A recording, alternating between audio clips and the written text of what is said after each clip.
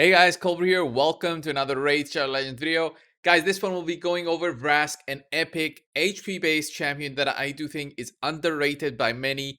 They just get an epic champion for a summon session. For example, now we had the 2x summon session. Many of you might have actually opened VRASK recently, so I'm going to showcase how strong he can actually be compared to other champions just because of how his kit is and how much protection he can actually bring to the team. VRASK is an Orc HP-based champion. He's got over 2,500 reviews. I'm not really going to go over the reviews because I think I should just go and show you guys what he does. I'm going to go over his skills first and then just going to come back to the gear so you guys understand why I geared him like this. A1, it just attacks one enemy, fills his champion's turn meter by 20% if this attack is critical. So having critical rate is important. Just based on that, it gives you 20% turn meter, which means more turns for you. You're going to see why you need to get more turns throughout the fight. Then we got lightning strike, attacks one enemy, very basic, nothing else to that. 3 turns cooldown if it's booked. As you can see, I don't have him booked. I see no reason for him to get booked. Then his aura is an increase all ally defense in dungeons by 33%, which I don't know. I don't know why they didn't give him just an HP aura. He's an HP based champion and his passive does this based on his HP. Heals all allies by 10% of his max HP when he inflicts a critical hit. So all your allies will be healed by VRASK's max HP, 10% of that. So depending on how much max HP you've got, then 10% of that will be going as healing to your team whenever he crits. It's just great. You're gonna see how much it heals for a bit later on, but you can just see depending on how much health you've got. You see my gear here. I've got a shield set and an immortal set, and then not everything is level to 16, so we could have got a bit more health through that helmet, ring, amulets. The banner's at 16, so we could have got a bit more health right there, but yeah, he still works fantastically. 85,000 health, so 10% of that, so 8.5k healing every time he crits. You see I've got exactly 100% crit and 171 speed. Okay, his speed is quite low. I always recommend about 200 speed overall when you're trying to tackle dungeons 20 and faction wars, but the gearing that I have currently limits me in the amount of speed I have. If I wanted to get that 200 instead of immortal set, I would go for a speed set. The speed set would actually give me that extra 12 or so speed. I could much easier reach that 200 mark right there. 100% crit, that's very crucial. You should try to get that instead of getting health. If you're going to try and min-max him, then yeah, you should go for HP gloves and then try to get critical rate on the substat. But if you're trying to go for a more easy to build VRASK, then go for critical rate gloves. That's gonna take you to 100% much easier. Like 5 stars gives you 50%. That's half of what you need there. You don't need any critical damage for the healing aspect. So any critical damage is just an added bonus on VRASK being just, doing some damage other than the healing that he does. Resistance and accuracy are not needed. Resistance maybe, but I have +9 for my gear, so I didn't even try to get anything. And then accuracy, he does not need accuracy because he does not use accuracy anywhere.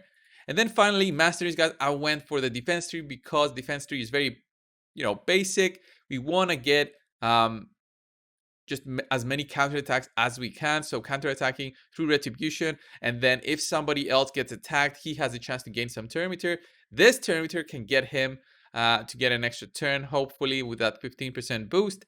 And then he can go in there, crit, and get some healing back. That's why I went for the critical rate, of course, deadly precision, and then all the way down to War Master. Not really caring about everything here. You could have gone for Whirlwind of Death instead of the Life Drinker here because Life Drinker might not be needed so much from VRASK. But yeah, Whirlwind of Death, getting that extra speed when he kills somebody may be beneficial. But in most cases, Life Drinker is going to be more useful because he's not going to be getting the kills VRASK is. He's just going to be going there whenever and getting those heals into your team. So if he's low, then that extra healing might help. That's his masteries. That's it for VRASK. I think it's very basic. I think he's underrated in the sense that you get him, you see how simple his kit is, and you say, okay, where should I use him? You can even use him in the clan boss, guys, because at the early stages of an account, having a healer there, you might not even have apothecary. Having a healer like a VRASK plus apothecary can make your team survive way longer especially when you're having trouble building a team that has a lifesteal set. So if you're trying to go for a dungeon team, then I think the shield set is great on him, but it's much easier to get a lifesteal set going through that dragon dungeon. So a more beginner friendly setup would be a lifesteal set, and then of course speed or HP on the gloves or boots or whatever. So a 4-piece lifesteal and a 2-piece speed would be great for him to survive way longer. So let's go in and try him out, of course, in the dungeons and see how much healing he can bring to the team, guys. Let's go over to the hardest dungeon we can take him in. I think it's gonna be the Fire Knight. Wait, he's gonna be strong affinity in there. So let's go Dragon. Yeah, let's go Dragon and see how much healing he can bring to the team. So let's say this is the team that we're going for. It's the one that I used to do a showcase on Commander the other day. You can check that video out, guys. It's like 2 days ago. So here he is. He's VRASK. He's gonna be weak affinity. Hopefully he'll get targeted. That's good for us. But he's got a ton of health, so I think he has more than double from Spirit Host, Haikatu, not Spirit Host. So I think he'll bypass the weak affinity mark there. But we'll see when the enemies attack us here. Okay, look at that, 8.5k heals. Whoever was low is not low anymore. So we've got Taurus right there who has a skill that takes him immediately to 1% health. VRASK right there gave him that heal, but yeah, it wasn't really enough for him to survive. It's fine though. This team should go on and beat the dungeon just without Taurus. So let's see. VRASK is going to be just doing his heals there, keeping everybody healthy. And his importance is going to be shown once we reach the boss. Hopefully, we can get somebody else also to die here. Maybe Haikatoon can also die. So we can see, yeah, like the total potential of his heals. Because we won't have so many. Okay, so she's dead. It's going to be a great showcase of just these three. Getting some attacks in there on us. Look at that. 8,000 hits from enemies and then 8,000 heals back from VRASK on everybody. It's just great. He's keeping them alive. And yeah, Royal Guard and Royal Guard and Tyrell can definitely solo this. I have no doubt that they'll just rock this dragon because of the gear that they have, of course. But even so, we're going to see how much damage now the dragon does on both of them, even with the attack down that he currently has due to Tyrell. Let's see. Look at that. 8.5k. Defense down. See, the damage on your VRASK doesn't really matter. The damage doesn't matter. It matters that you get a crit, and it matters if you've got a healing your HP to the maximum that you can through gearing, so that you can do the maximum amount of heals. So if you can get him to 100,000 health, he'll be healing for 10,000 every single time he goes in there for the attack. Of course, here if we get a weak hit, he won't crit. So the weak affinity actually just makes it even harder, but still we're going to showcase here just how good he can be as a healer. So yeah, see, we're getting low there. Look at that. A weak hit again. A weak hit again. Come on. Is he going to attack us all? Oof. Okay, heal back that Tyrell. We got two weak hits in a row. I still think we got it. I still think we got it. I don't think we're gonna have an issue bringing him down.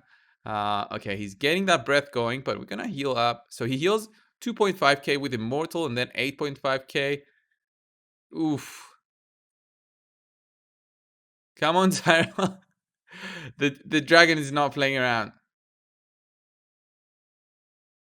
Okay.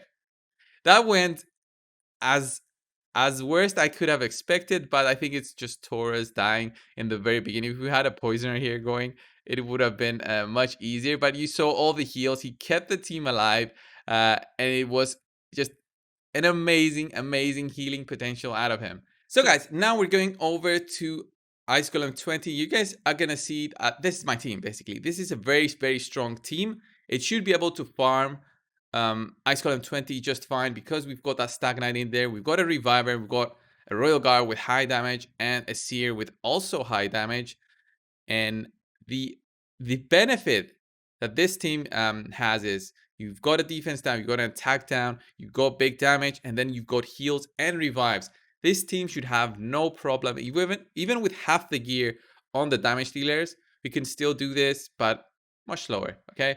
So even if Royal Guard didn't have 300% critical damage, he could have had 150 and still help this team just rock on these waves and go to the boss and farm this at a good amount of time. I think a 3 to 4 minutes time should be expected out of a much weaker team than this. I think this one will be maybe 2.5 minutes, 3 minutes. I think defense down is great, but this boss, I like to showcase teams here because this boss really tests out your gear. Because if you don't have that survivability, he's gonna just destroy you. Royal Guard is known to just take down the boss's health to under those thresholds. So the first threshold is at 80% right here. Where are we? There it is, 80%. So look at that. Actually, Seer dropped it, but the ads were dead, so the boss didn't do much damage. But once he passes those thresholds, he ignores 50% defense for each ad up there at the front. So this one's an ad, this one's an ad. 100% ignore defense means you've got to have high health and VRASK already, and that high health gear just matches that requirement. So there's a defense down and attack down. There we go. There's Seer just clearing this. I think this actually might be way better. Wow, look at that. 1:40. I did not expect that. But there we go. Under 2 minutes, team. I think it was Seer doing a bit too much damage there. But definitely VRASK there. Look at that healing. 444,000. Definitely a champion that you shouldn't just skip because you've got something else. He's going to help you in the faction wars. I give him an A+, an S in the orc crypts, and definitely you should get him if you're having troubles in there. So guys, if you did like this video, of course leave a like down below, subscribe if you haven't already. Yeah, help that YouTube algorithm take this channel a bit higher than it is. It's all thanks to you guys, of course. Guys, leave down the comments which champion you would like to see next in these video showcases of champions. I've got many champions, but I don't always know which one to showcase. You want to see something specific, like some kind of gearing that's not usual, then leave it down in the comments below. I'll try it out. Thanks a lot, guys, and I'll see you in the next one. See you.